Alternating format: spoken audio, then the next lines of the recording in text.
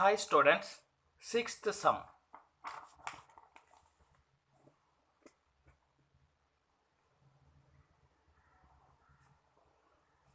Evaluate, determine first row 1a, a square minus bc, second row 1b, b square minus ca, third row 1c, c square minus ab.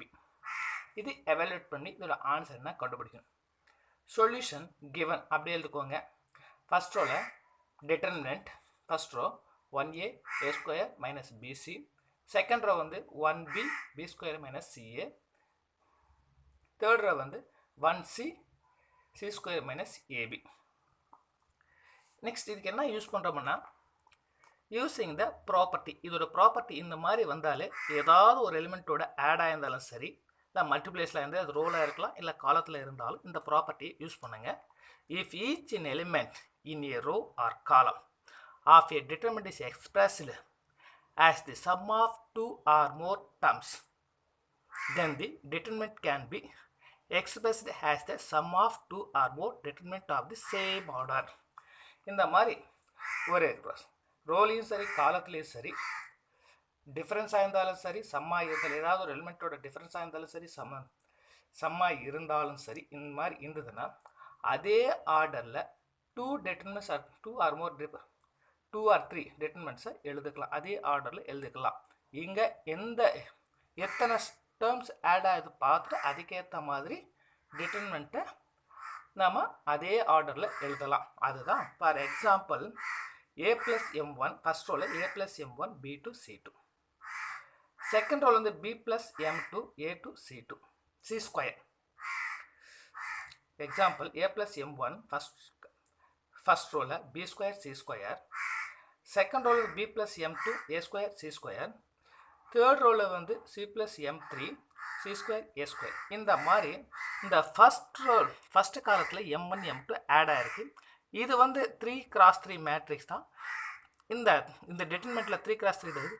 இது வந்து ரெண்டு இதோட ஒன்று add ஆகிறதுனால ஒரு determinant extra two டிட்டர்மினண்ட்ஸை எழுத போகிறோம். அதே ஆர்டரில் எழுத போகிறோம். ஃபஸ்ட்டு வந்து ஃபஸ்ட் காலத்தில் ஏபிசி எழுதுக்கோங்க. டிட்டர்மினண்ட் ஏபிசி ஆசிட்டிஸ் அப்படியே எழுதுக்கோங்க. A square B square C square. As it is third காலமும் அப்படியே எழுதுக்கோங்க. இங்கே ப்ளஸ் இருந்தாலும் ப்ளஸ். அதுக்கப்புறம் இந்த ஏபிசி யூஸ் பண்ணியாச்சு. அதனால் அர்த்தம் பண்ணால் m1 m2 m3 ஃபஸ்ட் காலத்தில் எழுதுக்கோங்க. As it is B square C square A square C square அப்படியே எழுதுக்கோங்க. C square C square A square third காலத்தை அப்படியே எழுதுக்கோங்க. இதுதான் டூ டிட்டர்மினன்ட்ஸாக இதுதான் இதோட ப்ராப்பர்ட்டி. இந்த மாதிரி வந்தால் இந்த மாதிரி எழுதலாம். டூ டிட்டர்மினன்ட் சேம் ஆர்டரில் எழுதலாம். இதை பேஸ் பண்ணி தான் இந்த ஆர்டர் எழுத போகிறோம். ஃபஸ்ட்டு காலத்தில் 1 அப்படி சேம் எழுதுக்கோங்க.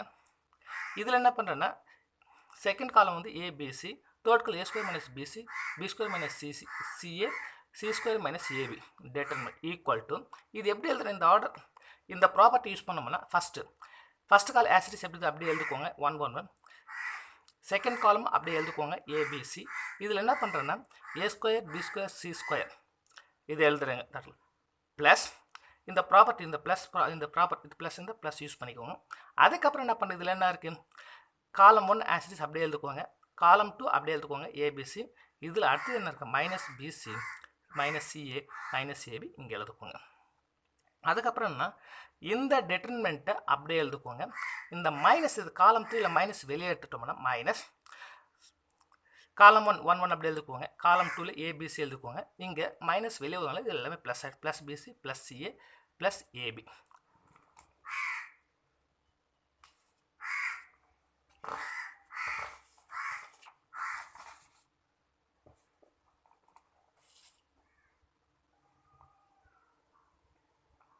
சார் டிட்டர்மினன்ட் ஃபஸ்ட் காலத்தில் என்ன இருக்குது 1 1 1, செகண்ட் காலத்தில் ஏபிசி, தேர்ட் காலத்தில் A square minus PC B square minus CA C square minus A B equal to first determinant அப்படியே எழுதுக்கோங்க. ஃபஸ்ட் காலத்தில் 1 1 அப்படியே எழுதுக்கோங்க. செகண்ட் காலத்தில் ஏபிசி எழுதுக்கோங்க. தேர்ட் காலத்தில் A square B square C square minus first காலத்தில் 1 1 ஃபஸ்ட் காலத்தை அப்படியே எழுதுக்கோங்க. செகண்ட் காலத்தை அப்படியே எழுதுக்கோங்க பிசி, தேர்ட் காலத்தில் அப்படியே எழுதுக்கோங்க பிசி சிஏ ஏபி. இது வந்து first row second row third row.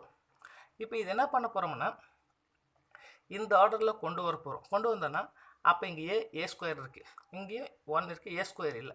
அதனால் ஃபஸ்ட் ரோவை ஏவால் மல்டிப்ளை பண்ணுங்க.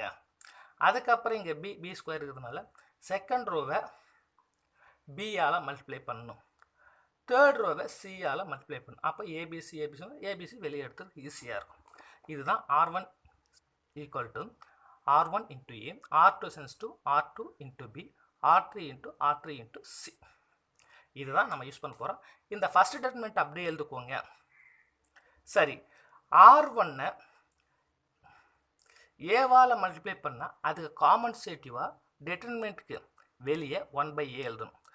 R2வை பியால் மல்டிப்ளை பண்ணுறதுனால அதோட காம்பன்சேட்டிவ் 1/b எழுதுக்கணும். R3யை சியால் மல்டிப்ளை பண்ணுறதுனால அதுக்கப்புறம் 1/c எழுது. அதுதான் 1/abc. அதுக்கப்புறம் R1 இந்த காம்பன்சேட் பண்ணிவிட்டு டிட்டர்மினன்ட்குள்ளே ஃபஸ்ட் ரோவை ஏவால் மல்டிப்ளை பண்ணோம்னா 1 into A into A square, A into B C A B C. Second ரோவை பியால் மல்டிப்ளை பண்ணோம்னா B into 1 B into B square, C A into B A B C. அதுக்கப்புறம் தேர்ட் ரோவை சியால் மல்டிப்ளை பண்ணோம்னா C into 1 C into C square, ஏபியை சியால் மல்டிப்ளை பண்ண ஏபிசி. அதுக்கப்புறம் என்ன பண்ணுறோம்னா இந்த தேர்ட் காலத்தில் ஏபிசி காமனாக ஏபிசி வெளியேற்றுங்க. இந்த ஃபஸ்ட் டிட்டர்மினன்ட் அப்படியே எழுதிட்டு மைனஸ் இந்த ஏபிசி வெளியே எடுத்துட்டோம்னா நியூமரேட்டருக்கு வந்துடும் ABC/ABC. இந்த ஃபஸ்ட் காலத்தை அப்படியே எழுதுக்கோங்க ஏபிசி. செகண்ட் காலத்தை A square B square C square. இங்கே ஏபிசி வெளியே எடுத்தாங்க 1 1 1. ஓகே, அதுக்கப்புறம் ஏபிசி கேன்சல் ஆச்சுன்னா என்ன வரும்னா இந்த ஃபஸ்ட் டிட்டர்மினன்ட் அப்படியே எழுதுக்கோங்க. எழுதிட்டு இதுவும் கேன்சல் ஆச்சுன்னா 1 ஆகிடும். ஃபஸ்ட் காலம் ஏபிசி, செகண்ட் காலம் ஏ square B square C square. இது அப்படியே எழுதுக்கோங்க. இது காலம் 1, காலம் 2, காலம் 3. இதை பேஸ் பண்ணி இது இன்டர்சேஞ்ச் பண்ணோம்னா C3 இன்டர்சேஞ்ச் C2. அப்போ C3 இன்டர்சேஞ்ச் C2ன்னா C3ல இருக்கிற எலிமெண்ட்ஸை C2க்கும் C2ல எலிமெண்ட்ஸை C3க்கும் இன்டர்சேஞ்ச் பண்ண போகிறோம். இந்த ஃபஸ்ட்டு காலத்தை இந்த ஃபஸ்ட் ஸ்டேட்மெண்ட் அப்படியே எழுதுக்கோங்க. இந்த ஃபஸ்ட் காலம் அப்படியே எழுதுக்கோங்க. இது இன்டர்சேஞ்ச் பண்ணோம்னா இந்த 1 1 இந்த C2க்கு வந்துடும். இந்த C2லேருந்து C3க்கு போயிடும். A square B square C square. அப்போ என்ன பண்ணுறோம்னா இது இன்டர்சேஞ்ச் பண்ணும்போது ஒரு மைனஸை வெளியில் எடுத்துக்கணும். இங்கே ஏற்கனவே ஒரு மைனஸ் இருக்குது. மைனஸால் மல்டிப்ளை பண்ணணும். அப்போ மைனஸ் இன்ட்டு மைனஸ் ப்ளஸ் ஆகிடும் இன்டர்சேஞ்ச் பண்ணோம்னா. அதுக்கப்புறம் என்ன பண்ணால் இதை பேஸ் பண்ணி இது கொண்டு வந்தோம்னா இப்போ C2 இன்டர்சேஞ்ச் C1. அப்போ என்ன பண்ணால் C2வில் இருக்கிறது C1க்கும் C1ல் இருக்கிறது C2க்கு இன்டர்சேஞ்ச் பண்ணோம்னா இந்த பண்ணும்போது ஒரு மைனஸ் இங்கே மல்டிப்ளை பண்ணணும். ப்ளஸ் இன்ட்டு மைனஸ் மைனஸ் வரும்.